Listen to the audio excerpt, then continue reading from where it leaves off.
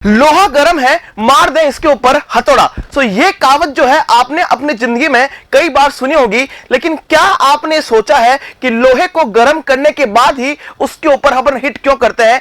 इसका scientific reason अगर आप जानना चाहते हो तो इस वीडियो को अंत तक जरूर देखें।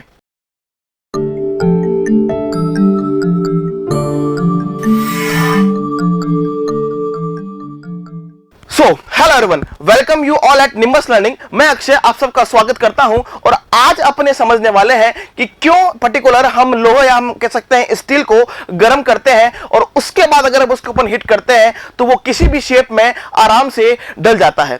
सो माय डियर, जैसा कि आपने जनरली ब्लैक स्मिथ के ऑपरेशंस को देखा है तो आप ये देख सकते हैं कोई भी ब्लैक स्मिथ होगा वो सबसे पहले उस पर्टिकुलर आयरन को गर्म करेगा और गर्म करने के बाद उसके ऊपर हिट करेगा और हिट करने के बाद आप देख सकते हैं वो जो आपका आयरन है वो किसी भी शेप में आराम से डल जाता है। तो इसका परफेक्ट रीजन क्या है, इसका साइंटिफिक रीजन क्या है?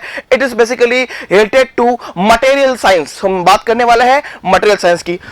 अगर हम बात करें कि किसी भी हम आयरन को गर्म करते हैं तो गर्म कहां तक करना है? गर्म जो करते हैं अपन उस टेम्परेचर को हम बोलते हैं recrystallization temperature. So what is the recrystallization temperature? तो ये टेम्परेचर ऐसा टेम्परेचर है माय डियर जहां पे क्या होगा कि आपका जो आयरन के अंदर जो ग्रेन्स है वो क्या होता है, ग्रेन ग्रोथ करते हैं, न्यू ग्रेन्स बनते हैं और जैसे ही आपके ग्रेन ग्रोथ करेंगे उस पर्टिकुलर आयरन का जो डक्टिलिटी है वो क्या हो जाता है माय डियर, बढ़ जाता है। और जैसे ही आपका जो आयरन का डक्टिलिटी बढ़ जाएगा और जैसे ही आप उसके ऊपर हिट करोगे तो कहीं ना कहीं जो आपका आयरन है वो शेप में डल जाएगा। क्यों ना हम आयरन को ठंडा, जैसे अगर आपका आयरन ठंडा है अगर उसको ऊपर मारे तो कहीं ना कहीं ये पॉसिबिलिटीज हो सकती हैं कि जो आपका आयरन है वो टूट जाए। इसलिए हम क्या करते हैं, पर्टिकुलर आयरन को हम गर्म करते हैं ताकि क्या हो, उसकी जो डक्टिलिटी है वो बढ़ जाती है। अब हम देखने वाले हैं सर कि ये जो हम गर्म कर रहे हैं तो इससे डक्टिलिटी बढ़ती कैसे है my dear.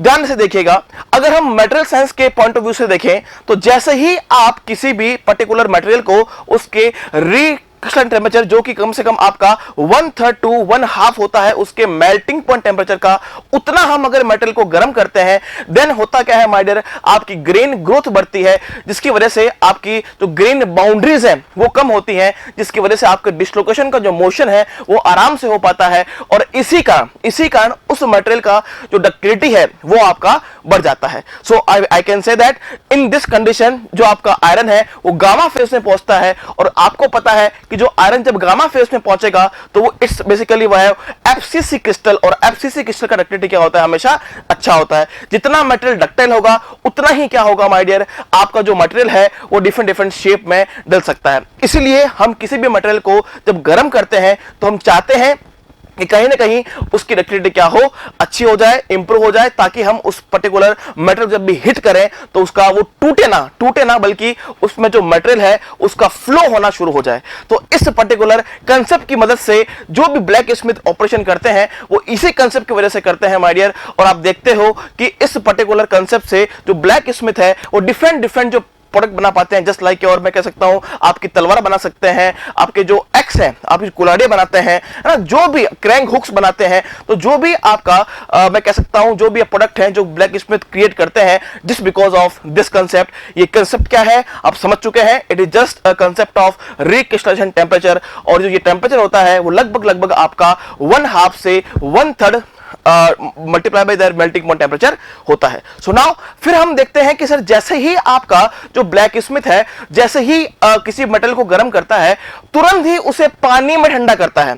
It is clear ना भाई, जैसे आप देखते हो कि मेटल गर्म हो गया और उसे हमने क्या किया, पानी में ठंडा किया। तो माय डियर हम पानी में ठंडा क्यों करते हैं, just because of rapid cooling. हम देखते हैं इसे हम प्रोसेस को बोलते हैं क्वेंचिंग प्रोसेस। जैसे ही आपका रैपिड कूलिंग होता है तो इससे हम समझ पाते हैं सर कि जैसे ही रैपिड कूलिंग होगा तो आपके फाइन ग्रेन्स बनते हैं और जैसे ही फाइन ग्रेन्स बनेंगे तो अगेन डिस्लोकेशन के मोशन में रिस्ट्रिक्शन होगा और अगर डिस्लोकेशन के मोशन में रिस्ट्रिक्शन होगा माय डियर तो आपका मटेरियल जो है वो क्या होता है, हार्ड बन जाता है। मतलब सबसे पहले ब्लैक स्मिथ का ऑपरेशन क्या होगा, सबसे पहले उसे वो गर्म करेगा ताकि वो उस पर्टिकुलर मेटल को वो फॉर्मेबल बनाए, उसको मैं कह सकता हूं कि किसी भी शेप में आराम से डाल पाए और उसे गर्म करने के बाद उसे तुरंत वो क्या करता है, पानी में ठंडा करता है, जिससे कि क्या होता है माय डियर, उसका जो स्ट्रेंथ है वो हमेशा बनी रहती है। तो इसी पर्टिकुलर कंसेप्ट से कोई भी जो आपका ब्लैक स्मिथ है वो डिफरेंट प्रोडक्ट्स बना पाता है। आई होप कि आपको ये कंसेप्ट पसंद आया होगा। So stay tuned with nimbus learning, यही है आपके फ्यूचर की तैयारी। Thank you. If you really like the video, please hit the like button, share the video, subscribe to our YouTube channel and press the bell icon for the latest updates. Thank you.